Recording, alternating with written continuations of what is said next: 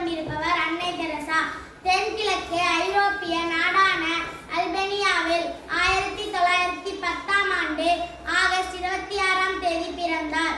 தந்தை nickel Nicolas, தாய் பொயாஜியு திரானி பெர்னாயன் ஆவார். ஏழை மக்களுக்கு உதவிகளை செய்வதற்காக 1929ஆம் ஆண்டு இந்தியா வந்தார்.